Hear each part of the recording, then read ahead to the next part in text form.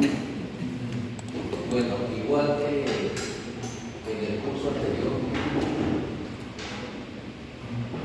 vamos a establecer la programación de actividades finales para control de calidad. Voy a tomar una foto, igual mañana lo publico en la hora virtual para que tengan el documento. Bueno, no vamos a insistir sobre la resolución rectoral porque es la misma, ¿no?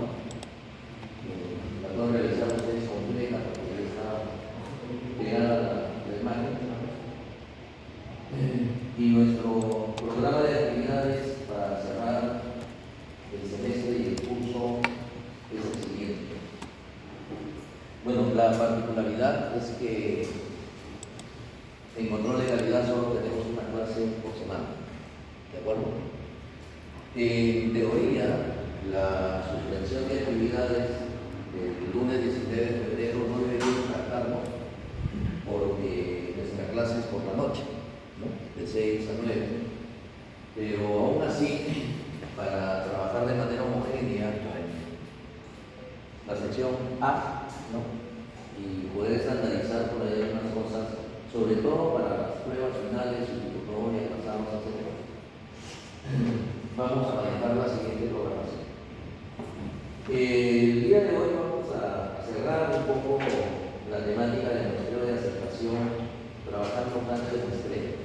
Y van a desarrollar ustedes un ejercicio sencillo, un poco para consolidar los ideas. Cerraremos el curso hablando un poquito de lo que es el control de la calidad en el contexto más amplio de la gestión de la calidad, ¿no? O como un enlace para el siguiente curso, ¿no? Que es de noveno ciclo, bueno, para los que en el momento del proyecto tienen como temático como título, en todo caso, gestión de la calidad. Pero no sabemos cuándo lo van a llevar, con qué tiempo lo van a llevar, etc. Eso solo Dios sabe. La siguiente semana, el lunes 5 de febrero, vamos a tener como actividad la exposición de los trabajos de indagación, control de calidad por sector, ¿no? La asignación que ya se empezó, sector de educación, sector financiero, sector minas, ¿no? Etcétera. Esas exposiciones van a ser en 5.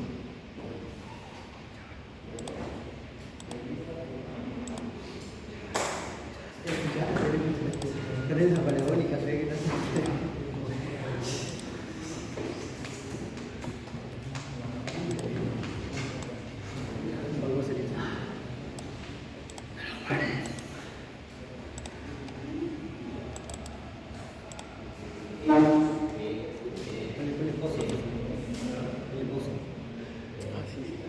Están indagando de manera intensiva, ¿no?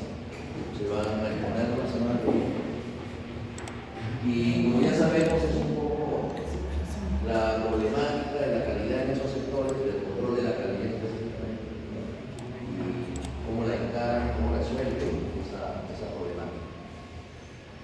El 5 de febrero aquí en Azul dice test proyecto de investigación. Esta es una actividad un poco entre paréntesis, ¿no? Pero la comento para que esté programada. Hay un proyecto de investigación que está desarrollando un equipo docente de la escuela que tiene que ver justamente con estos temas de calidad y logro de competencias de calidad. Y como parte de ese proyecto de investigación, se tiene previsto aplicar un cuestionario, ¿no? A la muestra de estudiantes conformada por estudiantes de octavo ciclo de nuestra escuela. Por eso aquí nos vamos a tomar unos 15, 20 minutos. Les explicaré con más detalle en qué consiste y desarrollaremos esta actividad, ¿no? O sea, no es una actividad de la clase, del curso, vamos a decir, pero considero que sí es importante. El lunes 12 de febrero será nuestra tercera evaluación parcial, con características que oportunamente les indicaremos. El contenido de esta evaluación, pues lo que vemos en la última unidad del curso, ¿no? Porque es una evaluación parcial. El lunes 19,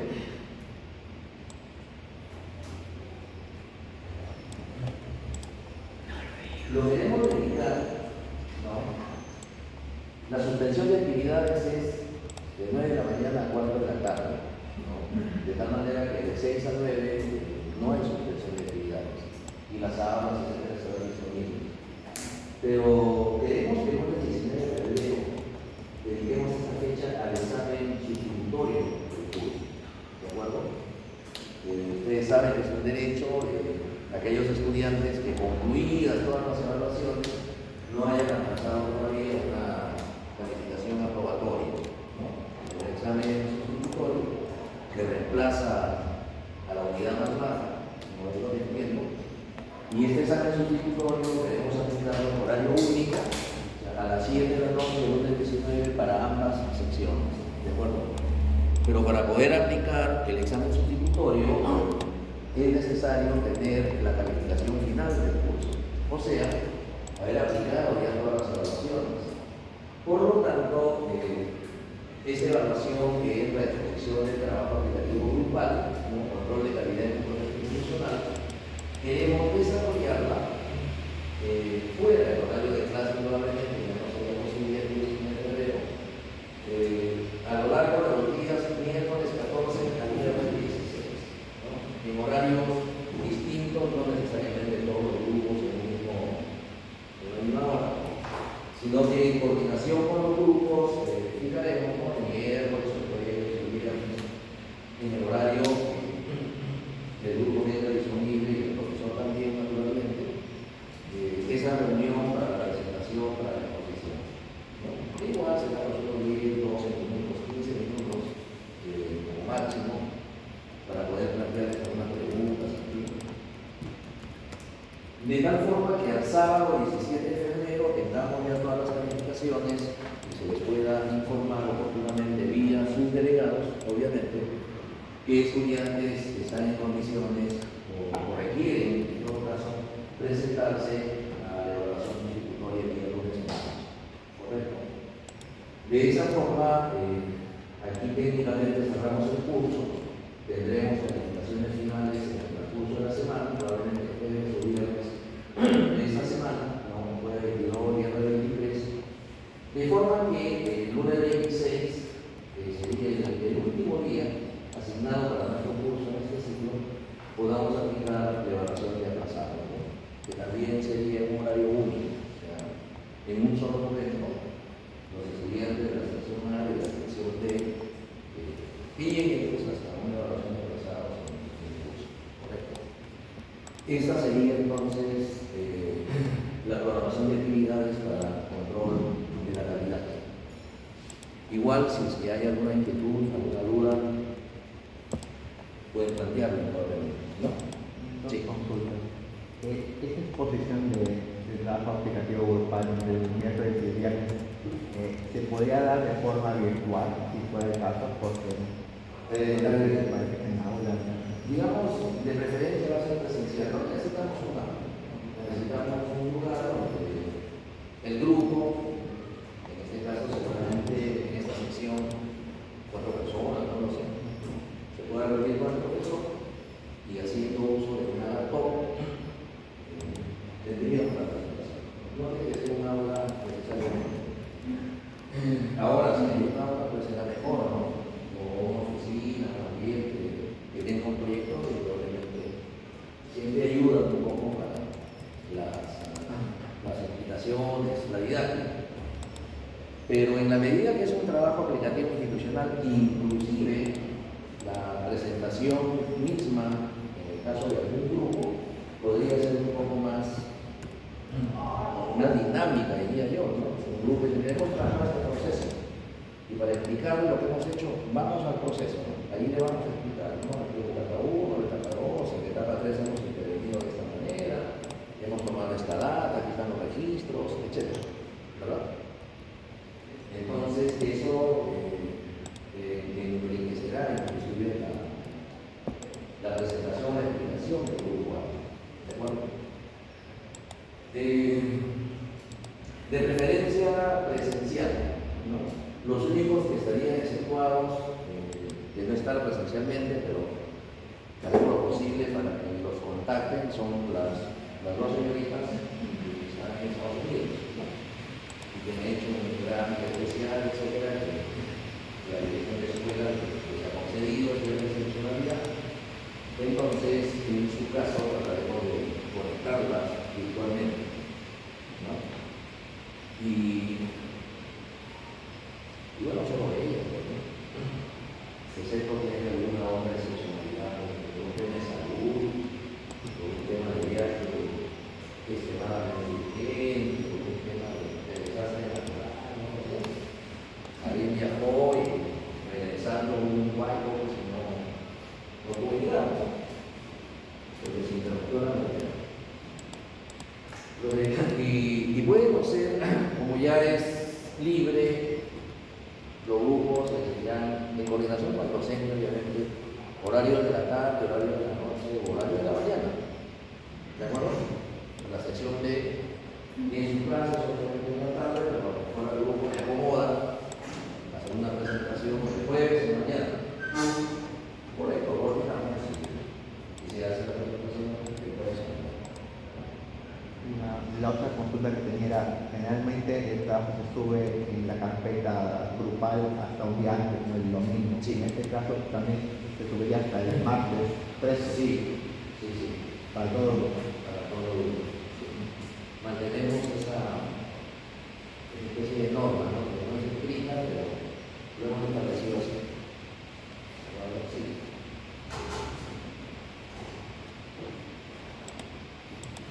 Otra pregunta.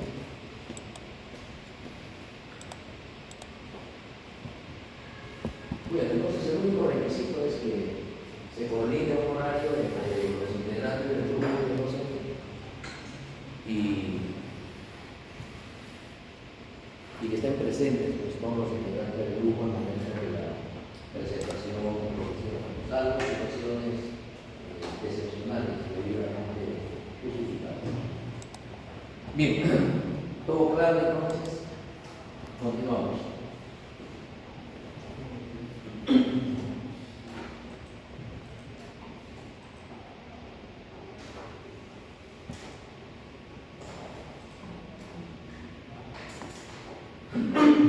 Seguimos hablando entonces de los temas de aceptación y hoy vamos a detallar ya de manera un poco más específica cómo se define o cómo se plantea un plan de aceptación.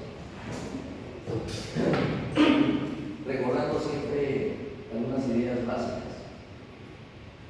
Bueno, ya vimos en la clase pasada qué cosa es el muestreo de aceptación. Es una aplicación, ¿no?, de estas herramientas, estos métodos estadísticos de muestreo, ¿no? Es una aplicación del muestreo estadístico, no a la calidad, o al control de la calidad de los productos. ¿En qué consiste básicamente? En que nosotros vamos a tomar un lote, que para efectos prácticos el lote representa el concepto de población. El tamaño del lote se identifica siempre como una unidad. De ese lote extraemos una muestra, ¿no?, que se identifica su tamaño con N minúscula, sabiendo que esa muestra debe cumplir todas las exigencias estadísticas, ¿no? Debe ser representativa, debe tener un tamaño adecuado, debe, en la medida posible, extraerse aleatoriamente, etc. Correcto. ¿Para qué extraemos la muestra? Para hacer algunas pruebas, algunos ensayos, algunas mediciones, ¿correcto? Algunas observaciones. Y en función a los resultados que nosotros tengamos con la muestra, tomemos una decisión con relación a lo. Y esas decisiones, en lo más básico, son dos. ¿Aceptamos el lote o rechazamos el lote? ¿De acuerdo? Y ahí el nombre de muestreo de aceptación. Viendo la parte positiva, ¿no?, porque bien puede llamarse muestreo de rechazo. Pero se supone que uno muestrea para aceptar, que uno no muestrea para rechazar. Y que los rechazos deben ser lo mínimo posible, en todo caso. Si es que tanto vendedores como compradores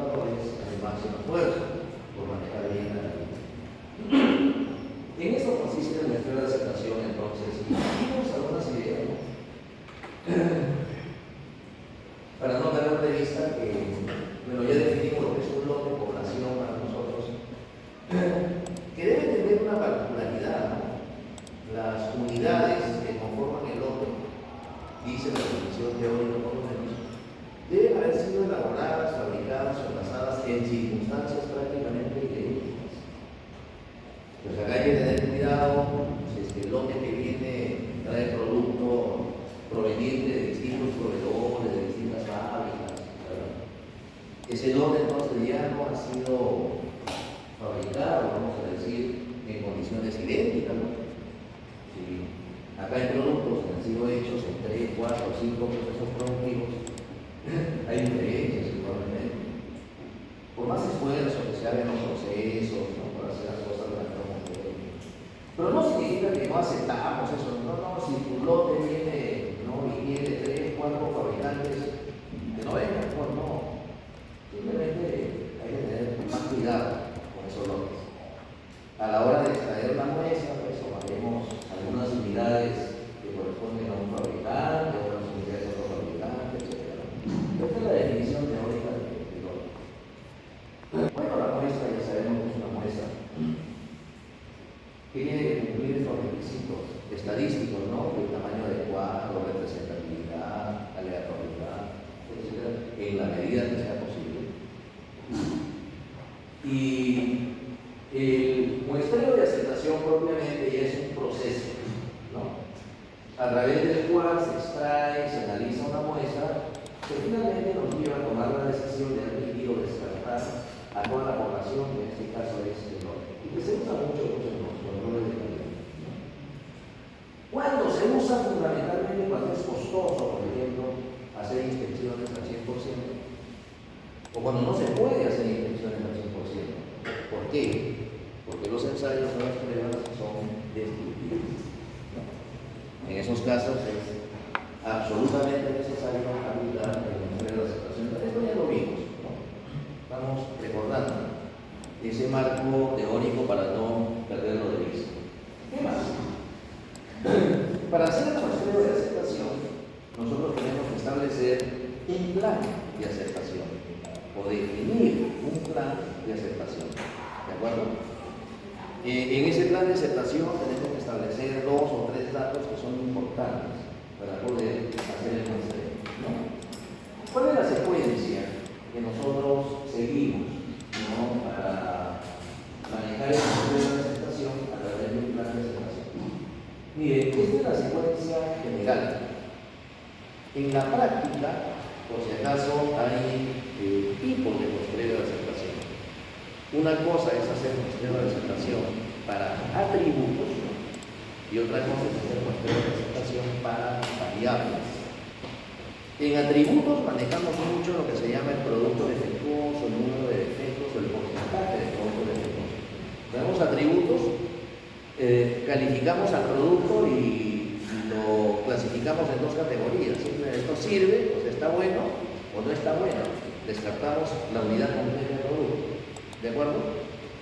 Cuando hacemos muestreo por variables o para variables, es diferente. ¿Se acuerdan del caso que nos puso su compañero Guamán que viene a venir? De la ladrillera, que se hace el muestreo a la silla que recibe como materia prima. Pero un proveedor nos envía 10 toneladas de silla. ¿Cómo saber si esa arcilla trae la humedad correcta, la composición química correcta? No lo sé. Imagínate el pH correcto, no lo sé. Y metemos una humedad. Entonces no vamos a medir la humedad a 10 toneladas. Si es un muestreo, se toman, digamos, porciones de arcilla de distintos lugares del lote, ¿no? Unas 20 porciones de arcilla, imagínense. Esas 20 porciones de arcilla se llevan a un laboratorio y en ese laboratorio se mide la humedad que tiene la arcilla. Y se calcula, y esa humedad, pues, digamos, es una variable, se usan instrumentos para medir la humedad, ¿de acuerdo? Y se calcula para esas 20 muestras de arcilla la humedad promedio. ¿Cuál es la humedad promedio de las muestras? Y esa humedad promedio se compara con la humedad, que es el Y haciendo la comparación no es directa, por si acaso, si la humedad promedio de la muestra es igual a lo que queremos, aceptamos por el lote. No, y si es un poquito mayor, rechazamos, si es un poquito menor, rechazamos. No, no es tan directo así. Porque de por medio hay unos cálculos complementarios, se usan unas tablas, etc. Se establecen algunos parámetros, algunos indicadores, pero de lo que resulta de la medición de humedad de esas 20% de arcilla, finalmente se toma la decisión de aceptar las 10 toneladas o de rechazar las 10 toneladas, o sea, el orden completo. La lógica entonces es básicamente la misma, ya sea que trabajemos con atributos o que trabajemos con variables. Pero los cálculos, las mediciones que se hacen y las tablas que se usan sí son diferentes, ¿no? Ya sea que trabajemos con atributos o con variables. Pero la lógica en términos generales es esta. Siempre hay un inicio, y con información de inicio obviamente necesitamos un lote, que es lo que vamos a muestrear, y ese lote debe venir por dos datos importantes. El primero de ellos es el tamaño del lote, eso es fácil, ¿no? El proveedor nos dirá, mira, estamos enviando 1000 cajas de tal producto, tamaño del lote. Y el otro dato importantísimo de entrada es el nivel de calidad aceptable, que como hemos dicho, es un porcentaje de productos defectuosos que nosotros aceptamos o toleramos en el lote. De tal manera que si el lote viniera con ese porcentaje de productos defectuosos, nosotros lo aceptaríamos, estaría bien, sería un lote bueno, ¿de acuerdo? Obviamente, estos niveles de calidad aceptables implican porcentajes pequeños de productos defectuosos. No es lógico decir mi nivel de calidad aceptable es de 60% de productos defectuosos, no tiene ningún sentido, ¿verdad?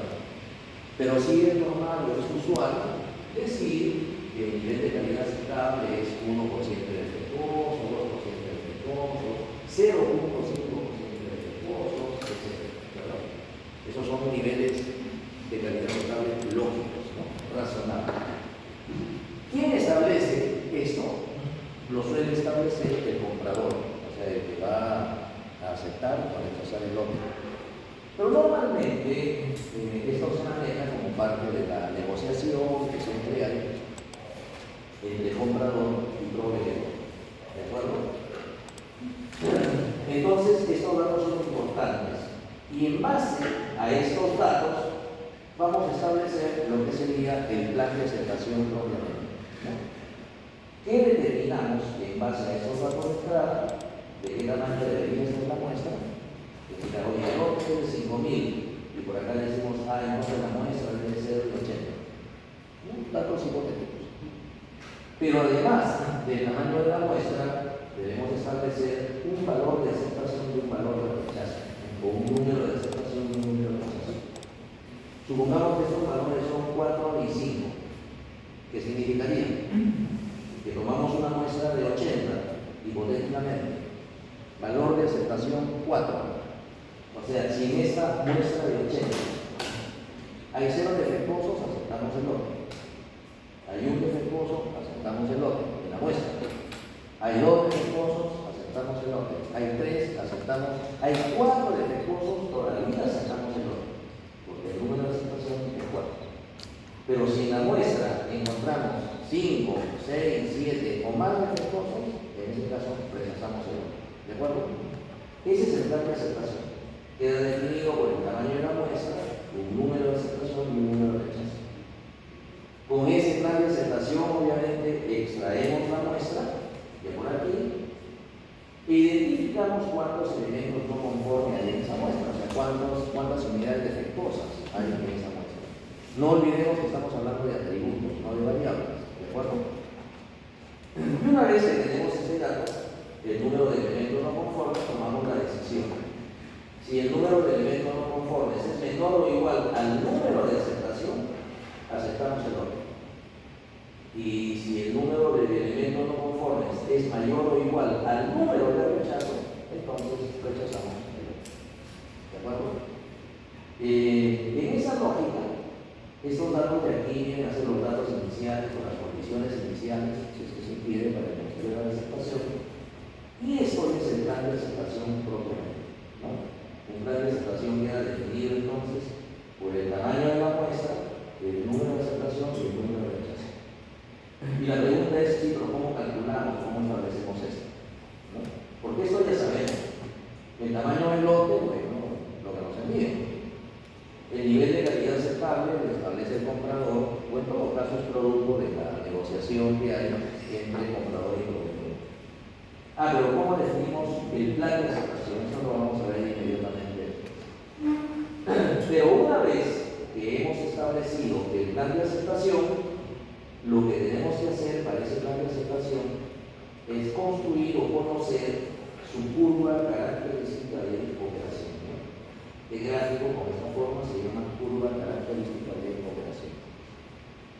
¿Cuáles son las particularidades de esta curva? Para empezar, una curva característica de operación adecuada suele tener esta forma, ¿no? Si nos sale algo exponencial, algo así, una parábola, no sé qué, probablemente esa curva de aceptación, ese plan de aceptación no sea adecuado, y nos estamos equivocando en algún cálculo. Bueno, además, también sabemos que para el nivel de calidad aceptable que se haya establecido, 1%, 2%, 0.5%, etc., la probabilidad de aceptación debe ser bastante alta, generalmente sobre el 90%, ¿no? Luego, hay otro índice de calidad que también se usa bastante, que es el nivel de calidad límite, ¿no? El NCL o simplemente CL. Eso también es un porcentaje del producto defectuoso. El nivel de calidad es un porcentaje del producto defectuoso que aceptamos como válido, que toleramos, ¿verdad? El nivel de calidad límite es otro porcentaje del producto defectuoso para el cual nosotros decimos ni hablar, ¿no? Ese porcentaje de producto defectuoso no lo podemos aceptar, ese sí sería un lote definitivamente malo, etc. Pero a pesar de que este es un porcentaje de producto defectuoso que no aceptamos, existe la probabilidad de que a través del muestreo terminemos por ahí aceptando algún lote que presenta ese nivel de calidad límite, ¿no? Bueno, existe esa probabilidad, pero lo que nosotros buscamos es que la probabilidad sea mínima, muy pequeña, ¿de acuerdo? Y eso es justamente lo que le da un poco forma a la curva característica de operación. El NSA debe tener alta probabilidad de aceptación, nunca es 100%, ¿de acuerdo? Y el NCL debe tener muy pequeña probabilidad de aceptación, que definitivamente tampoco nunca es cero, ¿no? En esta curva característica de operación, bueno, esto se construye haciendo uso de la distribución probabilística discreta de Poisson, ¿de acuerdo? Usamos la distribución de Poisson. Hay dos formas, bueno, hay varias formas, ¿no? La forma más tradicional es usar una tablita, como la que estuvo o la que está en las diapositivas de la clase anterior. Bueno, usamos la tabla, vamos haciendo el cálculo, ¿no? Y vamos construyendo con los puntos que resultan, vamos construyendo esa actividad. En el otro extremo, opción número 2, usar algún software estadístico, alguno tan sencillo como el Militar, por ejemplo, o software más especializados como el SPSS, que tienen módulos para control estadístico. Producimos los datos y el software nos da los 50 gráficos que necesitamos, no hace pruebas, simulaciones, en fin. En un término medio podemos usar el Excel, ¿no? El Excel trae funciones de distribución de probabilidades y una de las funciones obviamente es la de Poisson. Hay una función en Excel para calcular esas probabilidades de forma muy sencilla y hacer el gráfico inclusive, ¿no? Lo vamos a ver unos minutos. Pero el asunto es que tenemos que construir la curva característica de operación para validar estas cosas, ¿no? El NSA tenga una alta probabilidad de aceptación, el NCL tenga una bien baja probabilidad de aceptación, ¿no? Y que finalmente la curva resultante tenga más o menos esa forma, ¿de acuerdo? En esta característica de operación o curva CO, así se llama, también se pueden identificar los riesgos, ¿no? Cuando hacemos muestreo, hemos dicho que tenemos riesgo de cometer dos tipos de errores, ¿de acuerdo? El error tipo 1 o tipo alfa, o riesgo del productor, se llama. Miren, aquí está el NSA. Técnicamente, si un lote viene con un porcentaje de defectuosos igual al NSA, es un lote bueno, o sea, para nosotros está bien, lo aceptaríamos. Por eso, la probabilidad de aceptación debe ser bien alta, 95%, 97%, pero nunca es 100%. Entonces, este pedacito que queda aquí, ¿no? 197, este sería 3%, este pedacito de aquí, sería la probabilidad de que rechacemos un lote que tiene un NSA. O sea, el lote está bueno, pero debido al muestreo, como tomamos decisiones por muestreo, existe un 3% de probabilidad de que rechacemos un lote bueno. Eso se llama error tipo alfa, error tipo 1, o riesgo del productor. ¿Por qué del productor? Si rechazamos un lote bueno, ¿quién se perjudica? Nosotros no nos perjudicamos. Se perjudica un productor que nos envió el lote bueno y sin embargo lo estamos rechazando, ¿no? Con todo el problema, vamos a decir que y también podemos ver que este es el error tipo 1, error tipo alfa o riesgo del productor. Y abajo, aquí vemos el error tipo 2, error beta o riesgo del comprador. ¿Por qué? Porque hemos dicho, pues un nivel de calidad límite es algo para nosotros inaceptable. Es inconcebible que yo, si supiera que reciba un lote, imaginemos con 5% de producto defectuoso, esa es la calidad límite. Pero sin embargo, como tomamos decisiones por muestreo, es probable que por ahí nos llegue un lote que está en esa calidad límite y sin embargo nosotros tomamos la decisión de aceptarlo. Pero esa probabilidad, como hemos dicho, debe ser bien pequeña. Imaginemos que sea 5%. Bueno, pues existe el 5% de probabilidades de que aceptemos un lote malo, porque este ya sería un lote malo. Riesgo del tipo 2, riesgo beta o riesgo del comprador. ¿Por qué el comprador? Porque si aceptamos el lote malo, nos perjudicamos nosotros como compradores. Entonces, para hacer un plan de aceptación, dadas estas condiciones iniciales, hay que determinar cuál será el tamaño de muestra, hay que determinar cuáles son los valores de aceptación y rechazo, y con estos valores construimos nuestra curva característica de operación y validamos estas cosas que hemos dicho, ¿no? NSA, alta probabilidad de aceptación, NSL, pequeñísima probabilidad de aceptación, y la curva más o menos con esta forma. ¿De acuerdo? No perdamos de vista esto, no vamos a hacer un ejemplo, ¿no? Bueno, ya lo mencioné hace unos minutos, hay tipos de planes de muestreo de aceptación. Y eso está asociado al tipo de sujeto de control, ¿no? Ya sabemos que existen variables y existen atributos. Por lo tanto, hay planes de aceptación para variables y planes de aceptación para atributos. Si tenemos una variable, tenemos que medir algo como instrumento de medición, ¿no? Una longitud, un diámetro, un peso, un pH, una humedad, un porcentaje de cierta composición química, no lo sé. ¿De acuerdo? Hay muchas variables. Y si medimos atributos, estamos hablando básicamente de productos defectuosos, ¿no? Producto bueno, producto malo.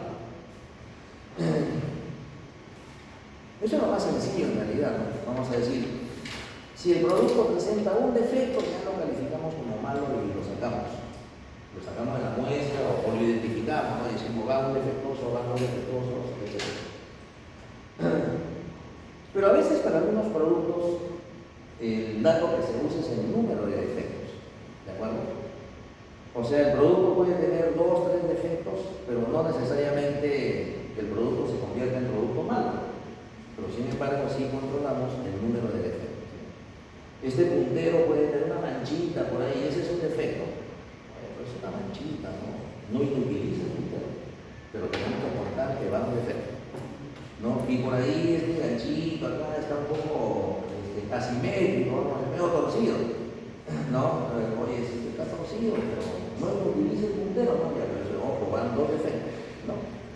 Entonces, a veces lo que contabilizamos es el número de defectos que hay en la muestra, ¿no?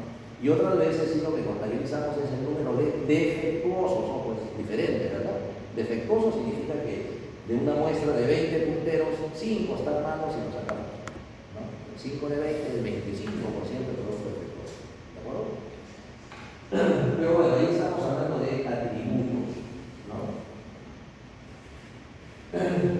Bueno, en las variables se toma una muestra aleatoria y se hace una medición de la característica de calidad, no para esas unidades. Repito, el ejemplo que nos planteó sin saberlo, miren, el estudiante de Guamán la semana pasada, ese es un caso bien sencillo, vamos a decir, de muestreo de aceptación para variables, ¿no? Y ahí veía unidad de la arcilla, no sé. Estas medidas, o sea, las medidas que se toman en la muestra, se resumen en un estadístico simple, que puede ser el promedio, ¿no? El resultado promedio de la muestra, y ese valor se compara con un valor previsible definido en el plan, ¿no? Y se toma una decisión de aceptar por eso sale lo mismo, pero acá se hacen mediciones. Cuando hacemos planes de muestreo para atributos, no se hacen mediciones, se contean o se cuentan, ¿de acuerdo? Cuántos productos defectuosos hay, ¿no? Y lo que se usa es el número de productos defectuosos, porcentaje de todos los productos. Igual se toma una muestra aleatoria de un lote y cada unidad de la muestra se clasifica como buena o mala, ¿no? Aceptable o defectuosa. El número de unidades defectuosas se compara con el número permisible que establecido en el plan, o sea, con el número de aceptación. Y en función a eso se toma la decisión de aceptar o rechazar el lote. O sea, la lógica es idéntica como lógica, ¿no? Ese grupograma que hemos presentado hace unos minutos sirve para muestreo por atributos y para muestreo por variables. Pero ¿qué es lo que cambia? Los cálculos que se hacen, ¿no? Las tablas que se usan, por ejemplo. Si vamos a hacer o a determinar planes de muestreo por atributos, usamos tablas como la ANSI, hasta ASQC Z14, la de estándares militares 105D, la tabla de Roche y Robin, o la tabla de la norma ISO, bueno, las tablas que están en la norma ISO 28593, ¿no?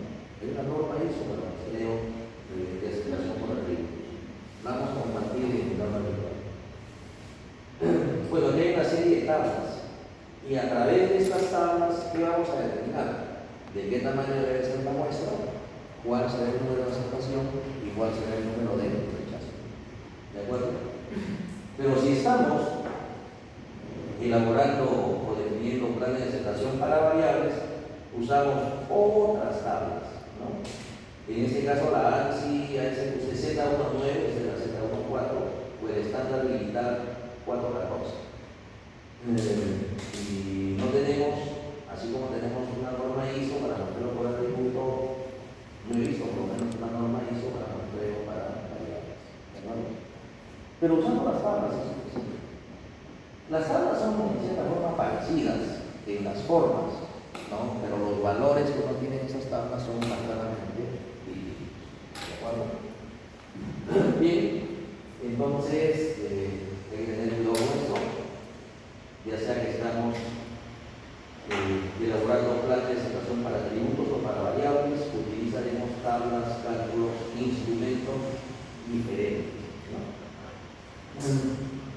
Un dato interesante, estos son apellidos de dos ingenieros norteamericanos, el señor Roche y el señor Robin, a quienes se les atribuye ser creadores de estos procesos, de estos algoritmos y de estas tablas en realidad de muestreo de aceptación.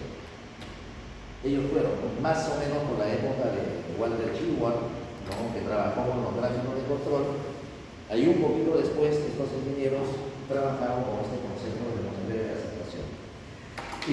Este desarrollo que habían tenido Dodge y Robin luego fue asumido por el ejército de los Estados Unidos. justamente en la época de la Segunda Guerra Mundial, ¿no? Enviaban muchos lotes de municiones a Europa, a la guerra, ¿no? Y ellos querían estar seguros, pues, ¿no?, de que esas municiones que estaban enviando eran municiones buenas, no eran municiones defectuosas. Pues, ¿cómo saber si lo que estaban enviando era bueno o era malo? Ensayo destructivo, ¿no? No se podía probar todas las municiones, probablemente. Pues eso implica utilizarlas, ¿no?, destruirlas en todo caso. Se enteraron de que estos señores Dodge y Romney habían hecho un trabajo bastante interesante para decidir si un lote se acepta o se rechaza, pero trabajando solo con una muestra, ¿no? Y Dodge y Romney ya habían desarrollado sus tablas, etcétera, que hasta ahora existen, por supuesto, se llaman las tablas de Dodge y Romney, ¿no? Y el ejército de Estados Unidos los llevó a trabajar con ellos y generaron, perfeccionaron, si es que se quiere, todo este tema del muestreo de aceptación. Y el ejército de Estados Unidos generó sus propias tablas, por eso este 1000 STD, que es la abreviación de estándar militar, ¿de acuerdo? Y tiene su tabla 1000 STD 105D para muestreo por atributos, y tiene su tabla 1000 STD 414 para muestreo por variables, ¿de acuerdo? Son parecidas, pero tienen datos obviamente diferentes, ¿no? Entonces no hay que tratar de eso. Vamos a trabajar nosotros un ejemplo y un ejercicio para la parte de muestreo por atributos. Por una vez más sencilla, pero por una vez más concreta también, ¿no?, para entender mejor las ideas. Otro tema importante, ¿no?, que no debemos perder de vista en la muestra de aceptación, es algo que se conoce como el nivel de severidad en la inspección. Miren, nos llega un lote. De ese lote tenemos que extraer una muestra. Pero, ¿en base a qué se define el tamaño de muestra?, ¿no? ¿Cómo definir que esa muestra va a ser de unas cuantas unidades, ¿no? Son latas de una conserva, que la muestra va a ser de 5 o 6 latas, o que la muestra va a ser de 30 o 40 latas? ¿Qué define eso? El tamaño de la muestra. Uno de los elementos que define el tamaño de la muestra es el tamaño del lote, indudablemente. Lotes grandes generarán muestras más o menos grandes. Lotes chicos generarán muestras más o menos chicas, ¿verdad? El tamaño del lote influye en el tamaño de la muestra. Pero hay otro factor, otro elemento que se llama nivel de severidad en la inspección. Cuando hacemos un contrato con un proveedor, manejamos por lo menos 3 niveles de severidad, o 3 tipos, más que niveles de severidad, ¿de acuerdo? Hay una severidad normal, una severidad rigurosa y una severidad reducida. O sea, podemos hacer una inspección a ese proveedor, una inspección normal, no, perdón, acá en el centro, una inspección normal, o podemos hacerle una inspección rigurosa, o podemos hacerle una inspección reducida, ¿de acuerdo? Normalmente se comienza con un proveedor nuevo, por ejemplo, haciendo una inspección normal. Y dependiendo del comportamiento del proveedor o del desempeño del proveedor, se puede pasar de normal a riguroso o de normal a reducido. Si pasamos a riguroso, significa que las muestras que les vamos a tomar a ese proveedor son más grandes. ¿De acuerdo? Vamos a muestrear más productos.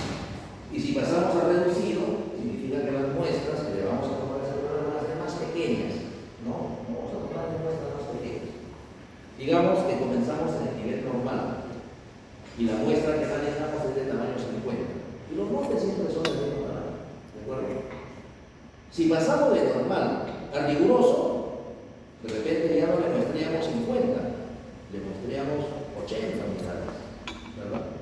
Pero si pasamos de normal a reducido, ya no le muestreamos 50, sino que le muestreamos 20 unidades. Ah, ¿y cómo hacemos o por qué hacemos eso? Dependiendo del desempeño del proveedor.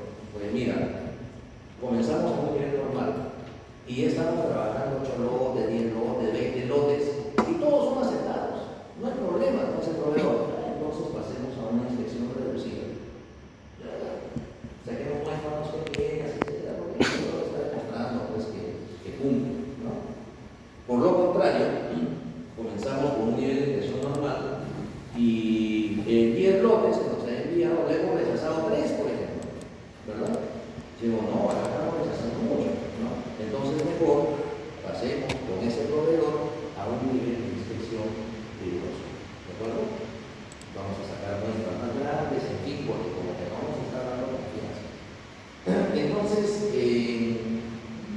interacción entre compradores y proveedores, eso se puede ir moviendo en el tiempo, dependiendo del desempeño del proveedor, ¿no? Comienzas en normal, pero después de un tiempo pasas a la inspección rigurosa, después del tiempo vuelves a normal, ¿no? A nivel normal, y unos meses más adelante ya todo va a estar bien, que pasas a una inspección reducida, y así va jugando, dependiendo del desempeño del proveedor, ¿no? Entonces, hay dos aspectos que influyen en el tamaño de la muestra.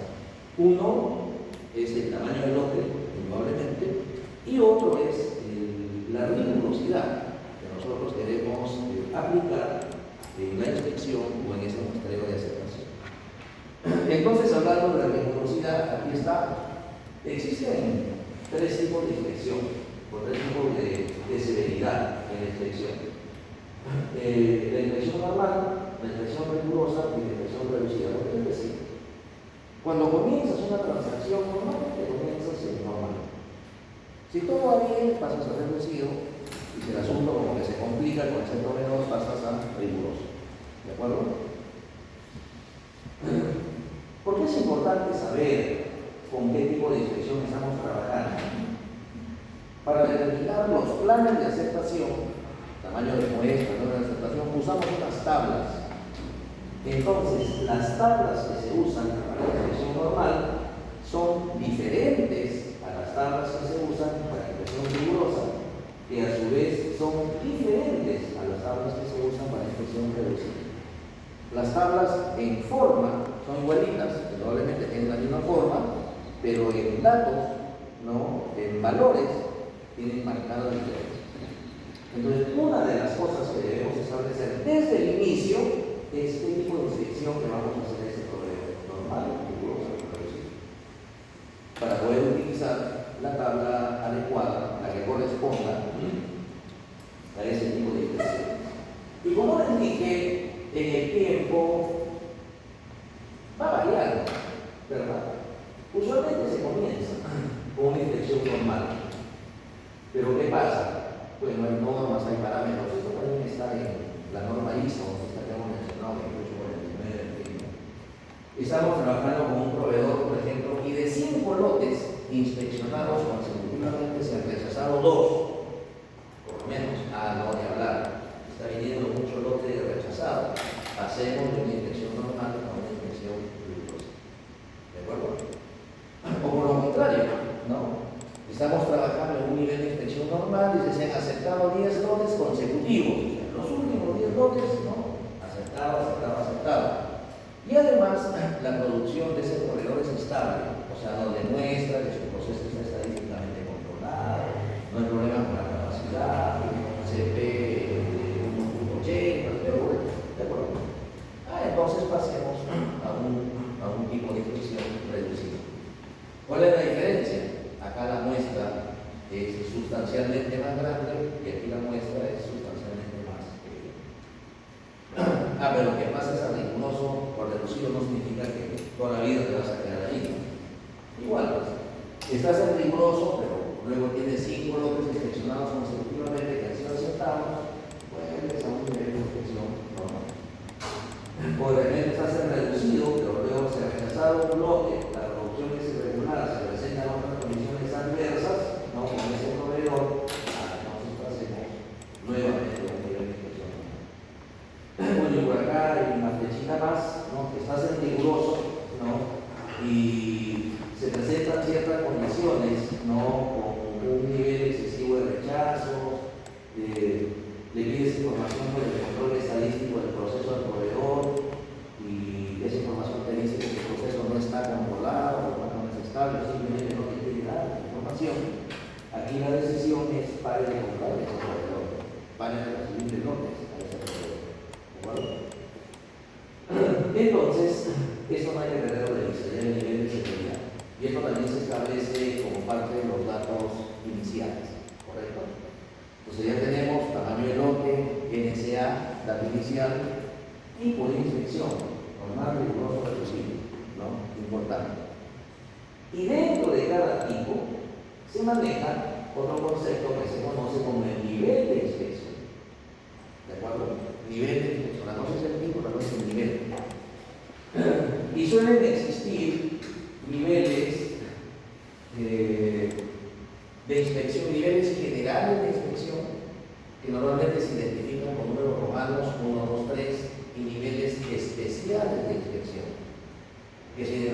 inician con la letra S, ¿no? S1, S2, S3, S4, ¿no?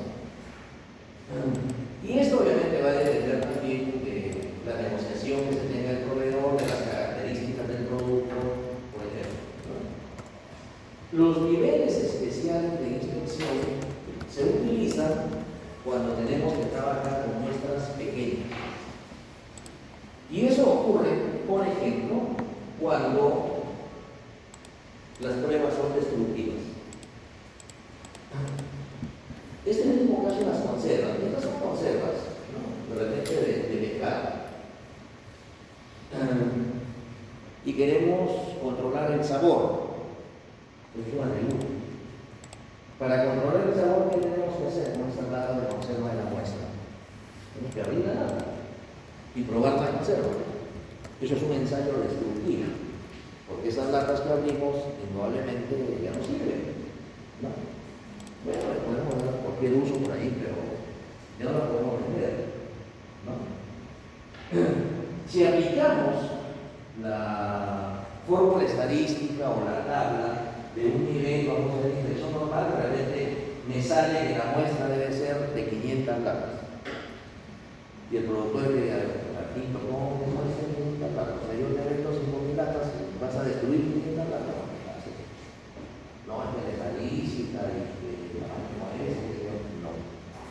En esos casos tenemos que usar los denominados niveles especiales de inspección. Y esos niveles especiales de inspección justamente te permiten trabajar al límite, vamos a decir, de la estadística con muestras sustancialmente más pequeñas. ¿De acuerdo?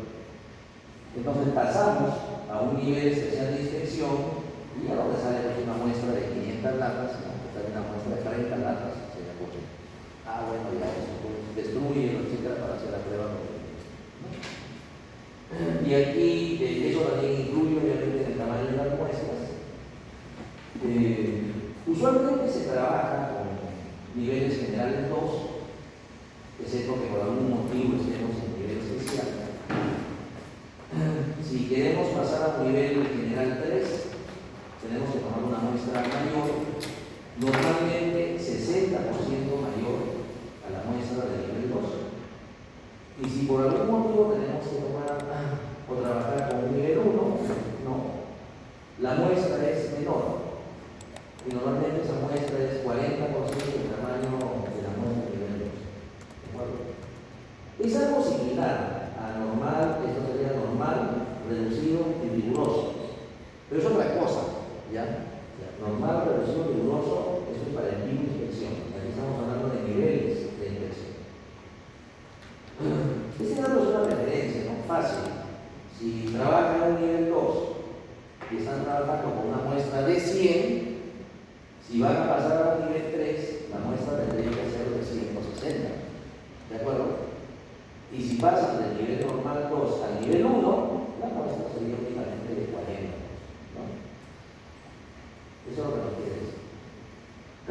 En resumen, no hay que perder de vista el tipo de inspección y el nivel de inspección. ¿Por qué? Porque esta información es la que aparece registrada en las tablas que posteriormente vamos a usar.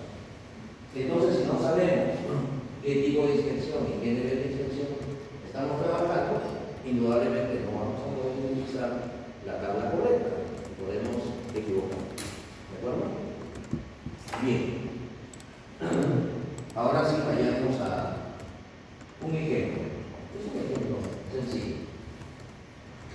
Para un producto X, el tamaño de lote es de 25 unidades. ¿De acuerdo?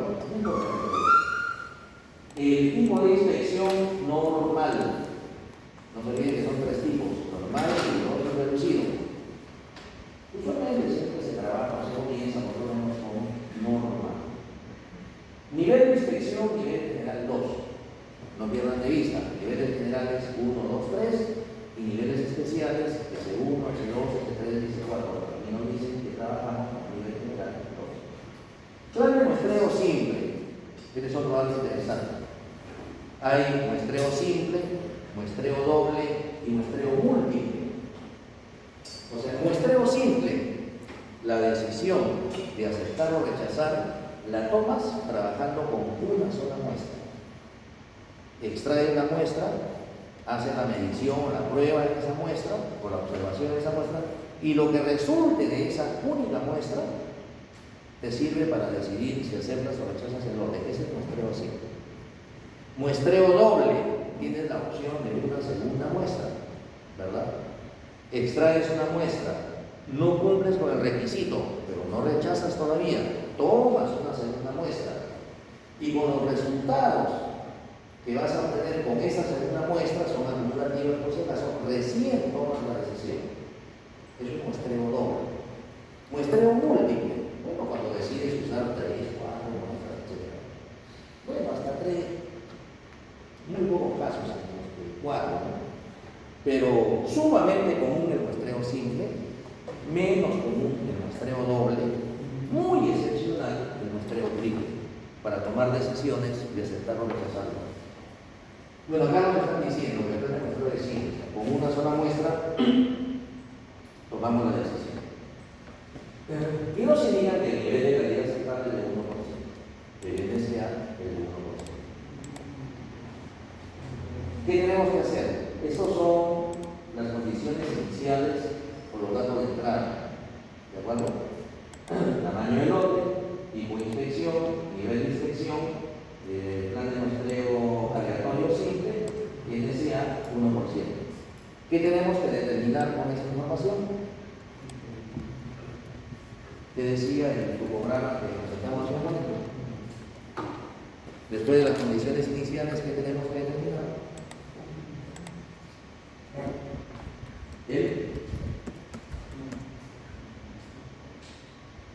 decide o no sigue.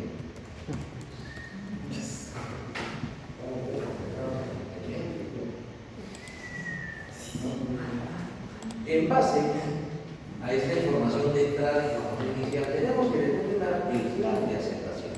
¿De acuerdo? Y el plan de aceptación, esa puede ser una pregunta de examen, ¿no? A partir de las condiciones iniciales, ¿qué tiene que determinar? Y determinar el plan de aceptación implica determinar estos 3 valores: el tamaño de la muestra, el número de aceptación y el número de rechazo. Mire, como un muestreo para tributos, vamos a usar las tablas del estándar militar 105D o las tablas que aparecen también en esta norma ISO 289, que son las mismas en realidad. La norma ISO es un documento con 40 páginas, creo, ¿no? Hay un vocabulario, definición de términos, procedimientos, etc. Y al final viene anexos, que son las tablas para hacer el muestreo. En esos anexos aparecen justamente estas tablas de los estándares militares. ¿De acuerdo? Entonces usamos estas tablas. Y específicamente usamos 2 tablas. ¿De acuerdo? La primera de ellas es una tabla que nos va a permitir identificar unas letras código o unas letras simplemente en función al tamaño del lote. Miren, no sé si se ve bien al fondo, pero hacemos el esfuerzo. Aquí en esta primera columna hay distintos intervalos que implican tamaño de lote, los lotes de lote, todo el lote, de 2 a 8, 9 a 15, 91 a 150, de 501 a 1200, de 35.001 a 15.000, etc. Y lotes de 500.001 a más, a lotes inmensos. En este caso, nos dice que nuestro tamaño de lote es de 15.000 unidades, o sea, eso está entre 10.001 y 35.000. Listo. Aquí está nuestro tamaño de lote, entre 10.001 y 35.000. Luego, también nos dice que el nivel de inspección que estamos usando es el general 2, el nivel de inspección general. Aquí están los 4 especiales y los 3 generales. Nos ubicamos aquí en el nivel de inspección general 2. Y luego identificamos la letra que está en la intersección de la fila que corresponde al lote y de la columna que corresponde al nivel general de inspección. Y esa letra es la letra M. letra código. ¿De acuerdo? Ya identificamos entonces nuestra letra código. Con esa letra código vamos a la siguiente tabla. Y la siguiente tabla es la que nos va a permitir definir en realidad el plan de aceptación. No lo vemos detalles. ¿Ven estas flechitas de acá? ¿Sí? Si logran distinguir estas flechitas está bien, porque eso no me interesa. ¿Ya? El resto no me interesa. Pero, miren, esta tabla dice que acá va a usar planes de muestreo simple, o sea, una sola muestra, para inspección normal. Ojo, hay tres tipos de inspección: normal, rigurosa y reducida. Esta tabla es de inspección normal. Si aquí nos hubieran dicho tipo de inspección rigurosa, tendríamos que buscar la tabla de planes de muestreo simple para inspección rigurosa. Muy parecida a esta, pero con valores distintos. Y si la inspección hubiera sido reducida, acá hubiera sido reducida, tendríamos que buscar la tabla planes de muestreo simple para inspección reducida. Muy parecida a esta, pero con otros datos, otros valores. ¿De acuerdo? Y ojo, plan de muestreo simple. ¿Por qué? Porque aquí nos dice que el plan de muestreo que vamos a usar es simple, una sola muestra. Y si fuera plan de muestreo doble, hay otras tablas que tienen como título plan de muestreo doble. ¿De acuerdo? Y que también tendría valores distintos. Pero bien, ¿qué cosa lo observamos en esta tablita? Es bien fácil, miren. En la primera columna están las letras código A, B, C, D, etcétera, hasta no sé, N, O, P, Q, hasta la Q. ¿De acuerdo? R, creo que es la última. ¿Cuál es nuestra letra código? M. Entonces, aquí tenemos que buscar la letra M. Ahí está la letra M, por el puntero. ¿De acuerdo? En la columna inmediata siguiente dice tamaño de muestra. Al costado de cada letra hay un numerito. Ese numerito es el tamaño de muestra. ¿De acuerdo? Y a la letra M le corresponde el número 315. Listo, ya tenemos el primer dato. ¿De acuerdo? Para la letra M, nosotros tenemos que el tamaño de muestra es 315. ¿Y por qué letra M? Porque en nuestra primera tabla, en función al tamaño del lote y en función al nivel de inspección, indudablemente obtuvimos el código letra M. Ya tenemos el primer dato, ¿de acuerdo? Tamaño de muestra 315. ¿Qué datos nos faltan? El número de aceptación y el número de rechazo, correcto, en esta misma tabla. En los encabezados de la parte superior están los niveles de calidad aceptables. Yo les cuento, ¿no? Para que ustedes lo entiendan. 0.01%, 0.015%, 0.5%, etc. Por aquí estamos en 1%, 1.5%, 2%, 3%, hasta 10%. Hasta 10% son niveles de calidad aceptables. O sea, proporción de producto defectuoso o porcentaje de producto defectuoso.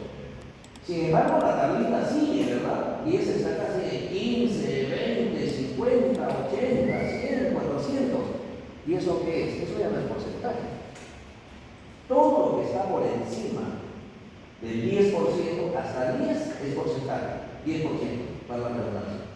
Todo lo que está por encima de 10 es número de defectos, ¿no? Por cada 100 unidades. Esa es la medición que se usa. El número de defectos por cada 100. Entonces, ahí ya no contamos que esto esté bueno o esté mal, sino que lo que se va contando ahí es cuántos defectos tiene el producto. ¿De acuerdo? Entonces, la tabla sirve o tiene esa doble finalidad, si se quiere, ¿no?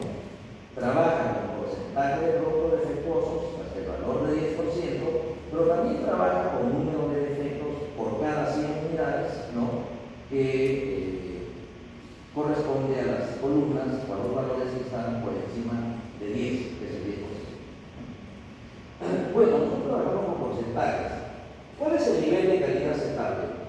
eso está acá, ¿de acuerdo? Nivel de calidad aceptable, 1%. Ubicamos ese nivel de calidad aceptable. Y hacemos el cruce, pues, en la fila correspondiente a la letra y en la columna correspondiente al nivel de calidad aceptable. Ahí vamos a encontrar dos numeritos. ¿De acuerdo? En este caso son los números 7 y 8. Donde el primero, 7, es el número de aceptación y 8 es el número de rechazo. O sea, ¿qué significa?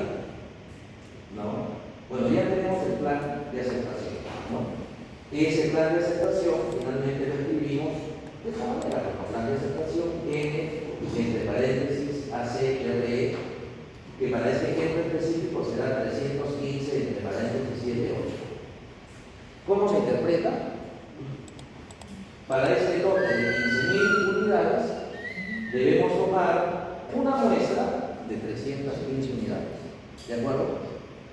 Y en esa muestra vamos a tener un número de aceptación de 7. O sea, si en esa muestra de 315 hay 0 defectuosos, aceptamos. 1 defectuoso, aceptamos.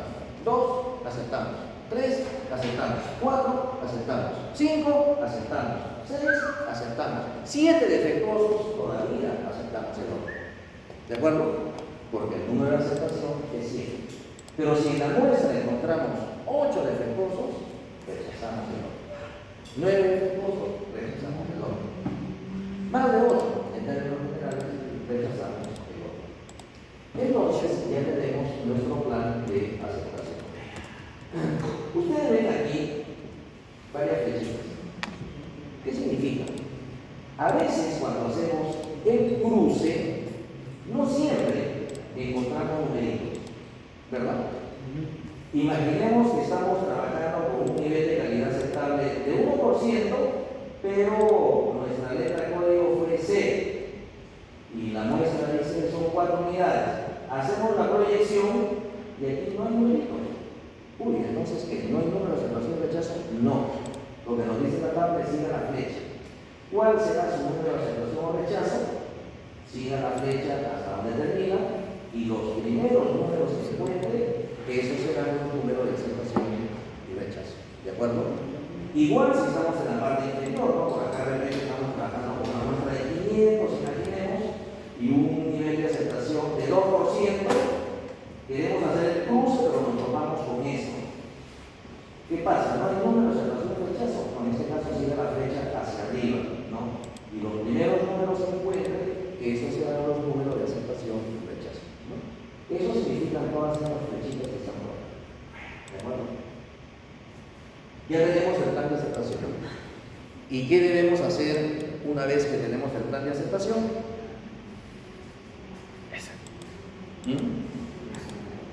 ¿Me sigue o no me sigue? Bueno, la respuesta lógica sería: ya tenemos el plan de aceptación, ahora vamos a muestrear, ¿verdad? Vamos a traer la muestra, vamos a ver cuántos defectuosos hay, pero antes de eso tenemos que validar algunas cosas. Tenemos que validar, por ejemplo, que nuestro nivel de calidad aceptable para este plan de aceptación que ya definimos, que nuestro nivel de calidad aceptable tenga una elevada probabilidad de aceptación. ¿Y cómo validamos eso? ¿Qué es lo que tenemos que construir? Hemos dicho. Tenemos que construir una curva característica de operación antes de ir a hacer el muestreo. Establecido el plan de aceptación, entonces ya tenemos el plan de aceptación, tenemos que construir nuestra curva característica de operación. Para lo cual, para el NSA, la probabilidad de aceptación debe ser bien alta. Para el NSL, si hubiéramos establecido alguno, la probabilidad de aceptación tiene que ser bastante baja. Y en esta curva de operación debemos cuantificar el riesgo del productor, el error tipo 1, error alfa, y el riesgo del consumidor o del comprador, error tipo 2 o error beta. Y la forma de la curva debe ser más o menos esta. ¿De acuerdo? Eso es lo que tenemos que verificar. ¿Y qué tenemos que usar? Una distribución de Poisson. ¿De acuerdo? En la distribución de Poisson hay dos parámetros. Un parámetro es el número de aceptación. En este caso es el número de productos defectuosos que aceptamos como buenos. Ese es el número de aceptación. ¿De acuerdo? Ese número de aceptación lo utilizamos para buscar los datos en la distribución de Poisson. Y el otro parámetro es el parámetro lambda, que es un valor promedio, ¿no? Pero que en muestreo, como trabajamos aquí con porcentajes de productos defectuosos, ese valor lambda que se usa en la distribución de Poisson no es otra cosa que el producto de N por P, donde N es el tamaño de muestra y P es la proporción de defectuosos, ¿verdad? Entonces eso es fácil, ¿no? Es fácil de establecer. Y con esos datos, o vamos a nuestras tablas de Poisson, o vamos a nuestro software estadístico, o vamos a nuestro Excel, ¿no? Y calculamos rápidamente esta curva de operación. Nosotros vamos a ir a la Excel. El resultado, o los resultados van a ser los siguientes. ¿Cuál es el nivel de calidad aceptable de 1%? ¿No? Para este plan de aceptación, ¿cuál es la probabilidad de aceptar lotes que vengan con 1% de producto defectuoso? Hicimos el cálculo y salió 98%. Correcto, validado. Para una proporción o porcentaje defectuoso igual al NSA, la probabilidad de aceptación es bastante alta, 98.5%. Pero ¿y este cachito que falta? Este pedacito para llegar al 100%, ¿cuánto falta? 1.5%. ¿Cómo se llama eso? Eso se llama riesgo del producto. Riesgo del producto. Claro, pues, ¿no? Si viene un lote con 1% de producto defectuoso, para nosotros es bueno o es malo. Es bueno, porque ese es justamente el NSA, el nivel de calidad aceptable. ¿Cuál es la probabilidad de aceptarlo? 98.5%. Está bien, hay una alta probabilidad de aceptarlo a través del muestreo, ¿no? Pero hay 1.5% probabilidad de rechazar, o sea que rechacemos un lote bueno. Ese es el error tipo 1, el error tipo alfa o riesgo del producto. Estaremos rechazando un lote bueno. Ahora, bajo el supuesto de que hayamos establecido un nivel de calidad límite, el problema no lo dice, ¿no? Pero asumiendo que hemos establecido un nivel de calidad límite, ¿de cuánto por ciento hacemos el cálculo? Y la probabilidad de aceptación es de 6.1%. Es lógico, es una probabilidad de aceptación bastante baja. Lo que está bien, porque ese nivel de calidad límite es lo que está malo para nosotros. No, ni hablar, 4% ni hablar. O sea, si supiéramos que ese lote trae 4% defectuoso, decimos no, definitivamente no, pero no lo sabemos. Lo que hacemos es un muestreo para aceptar o rechazar. Entonces, a través de ese muestreo nos podemos equivocar probablemente. Y este lote que trae 4% de defectuosos, existe la probabilidad de que lo aprobemos, de que lo aceptemos de 6.8%. Como es bajo, decimos el no. Ahora, ¿qué tan baja debe ser? Eso depende de las características del lote, en fin. Algunos expertos dicen que eso sería el error tipo 2, error tipo beta o riesgo del comprador. Si ese riesgo del comprador ya está por debajo del 10%, ya está bien, es manejable. Lo ideal sería que sea bien pequeñito, no 1%, que sea, ¿no? Pero los expertos dicen, ya por debajo del 10% está bien. Pues aquí, teóricamente, estaríamos con un nivel o una probabilidad de aceptación adecuada, vamos a decir, para ese nivel de calidad, ¿no? Y obviamente también podemos calcular, no hay que perder de vista, ya lo dijimos, este cachito que falta acá es el riesgo del productor y esta probabilidad de aceptación de aceptar un lote malo en realidad, porque ya está en el nivel de calidad límite, ese es el riesgo del comprador. Y podemos calcular también otro indicador que es el nivel de calidad indiferente, que es más o menos un porcentaje de defectuosos en el lote con 50-50 de aceptación, ¿verdad? En realidad todos estos porcentajes entre el nivel de calidad aceptable y el nivel de calidad límite, todos estos valores estarían en un nivel de calidad indiferente, ¿no? Tenemos claro que NSA es bueno y todo lo que está para acá es bueno, y CL es malo y todo lo que está por encima de CL es malo, ¿de acuerdo?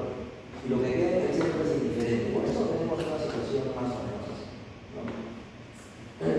Todos los lotes que traigan un porcentaje defectuosos hasta el NSA como máximo serán lotes buenos, y las probabilidades de aceptarlos obviamente son muy altas, deberían ser muy altas. Todos los lotes que traen un porcentaje defectuosos igual al NSL o mayor, para nosotros son lotes malos, y la probabilidad de aceptarlo debería ser ínfima, pequeñísima. Y todos los lotes que traen un porcentaje defectuosos entre el NSA y el NSL están en esa situación de calidad indiferente. No nos gustaría, pero las probabilidades de aceptación son intermedias. ¿De acuerdo? Entonces, esta es la curva. Y estos son los valores del ejemplo, o sea, los valores reales. Pero ¿cómo salieron? Bueno, salieron, hemos dicho, de una tabla o de un software estadístico o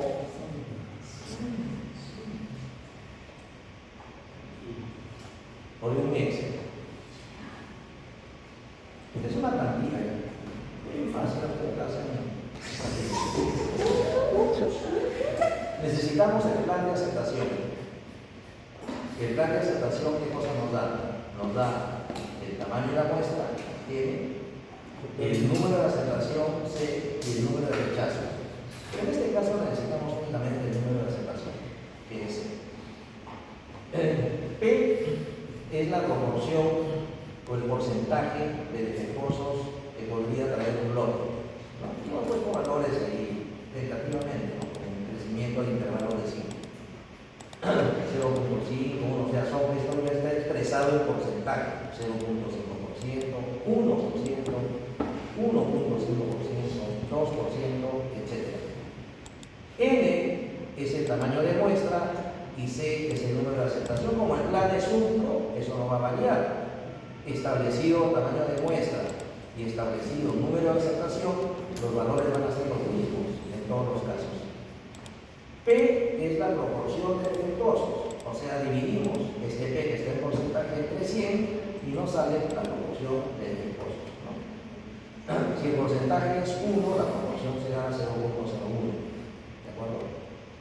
N por P, que vendría a ser el lambda, hemos dicho la distribución de Poisson, es el producto obviamente del tamaño de muestra por la proporción de defectuosos, y PA es el valor probabilístico que nos da la distribución de Poisson, ¿no? La distribución de Poisson, aquí está la fórmula, esta es la función de Excel, ¿no? Igual Poisson.i, entre paréntesis, el primer valor o el primer parámetro es el número de aceptación que nosotros pongamos aquí. ¿De acuerdo? El segundo parámetro es el promedio lambda, el valor lambda, que para nosotros es este valor N por P. Y luego, esta función, aquí dice la función original, aquí dice acumulado o probabilidad acumulada. Como lo que nos interesa es la probabilidad acumulada, aquí le ponemos verdadero. Si es que le pusiéramos falso, no nos daría la probabilidad acumulada, sino la probabilidad igual. ¿De acuerdo? Pero no nos interesa la probabilidad acumulada.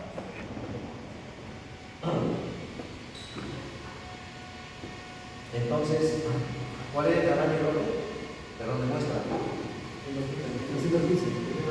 ¿Cuánto? 315. 315. Y está el tamaño de muestra.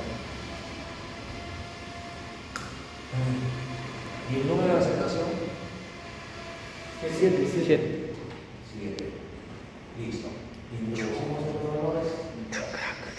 Automáticamente descubra las probabilidades de aceptación y nos dé el gráfico, ¿verdad? Esta es como la característica de la operación. Y aquí están los valores para cada uno de los. Ya ustedes lo conocen, le ponen otros colores, o le cambian de cariño. ¿Cuál es el nivel aceptable de calidad? Nivel aceptable de calidad. En el ejemplo, 1%, o sea, ¿verdad? Este sería el nivel aceptable de calidad.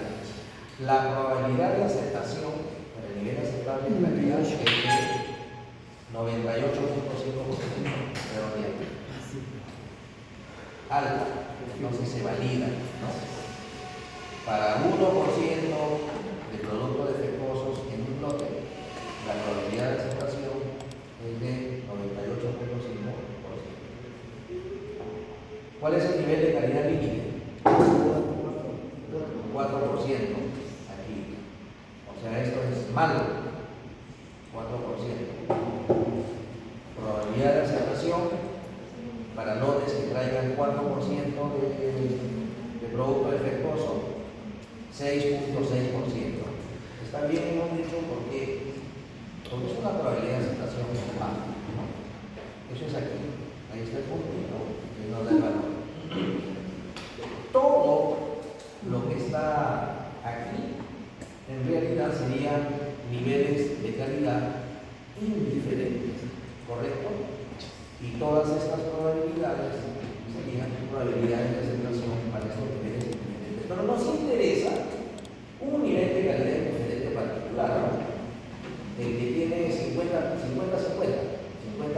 aceptación, 50% de rechazo. Por los valores que hemos dado, no lo tenemos exactamente, pero el más cercano es este de acá, ¿no? 0.47. Aquí está un 0.47 de probabilidad de aceptación que corresponde a un porcentaje defectuoso de 2.5%. Entonces, diremos nuestro ESI o nivel de calidad indiferente está dado por 2.5% de productos defectuosos en un lote. Naturalmente, sí, ya tenemos los datos con incrementos menores. Seguramente el dato exacto acá va a ser 2.56, 2.57. Pero ahí está. Esta es la curva característica de operación utilizando el Excel para calcular las probabilidades de aceptación con la distribución de Poisson. ¿De acuerdo? Con la distribución de Poisson. Bien. Miren estos valores, 98.5% y 6.6%, que son los valores que justamente habíamos mostrado en el gráfico anterior. Ahí está. Bueno, aquí con un pequeño redondeo, 6.8, riesgos, etcétera. Una especie de semáforo. Bien, con esto ya están en condiciones de hacer un ejercicio bien sencillo.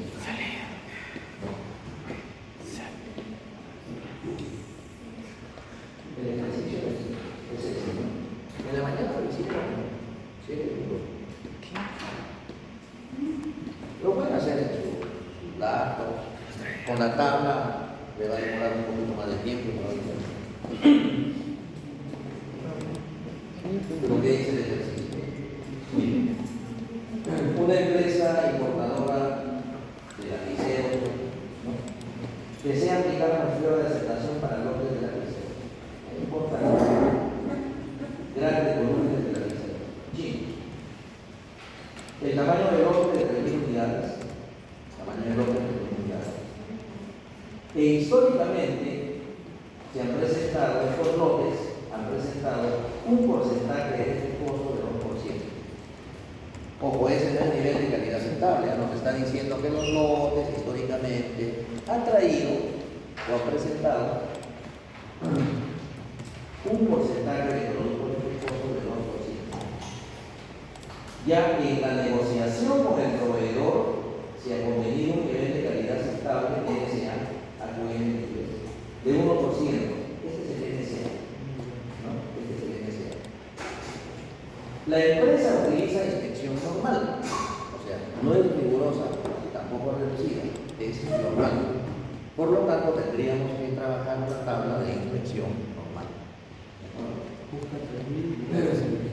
No lo dice directamente, pero vamos a asumir el muestreo que vamos a hacer o el plan de aceptación que vamos a determinar es para atributos.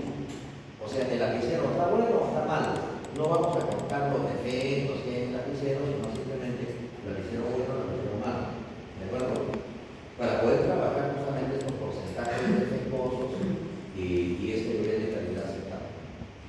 Con esta información de entrada, se busca determinar el plan de aceptación. Para eso usamos las tablitas. Aquí está el tamaño del lote, aquí está el nivel de calidad aceptable. El riesgo del productor o vendedor, en este caso.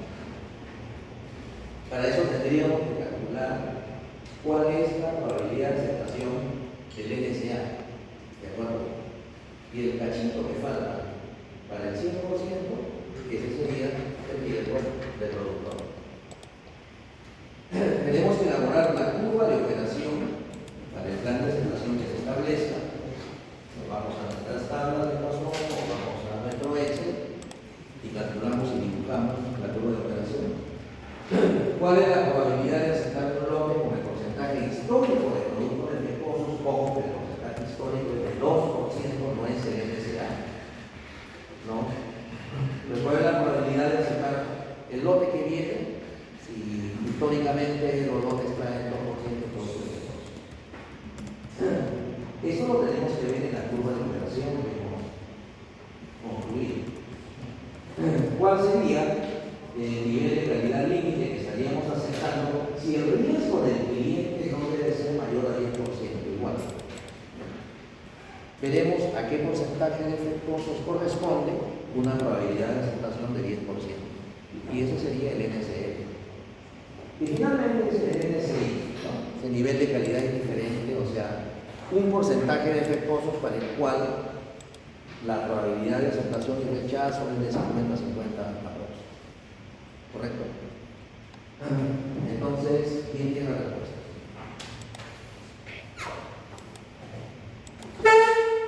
La más sencilla, ¿cuál es el plan de aceptación?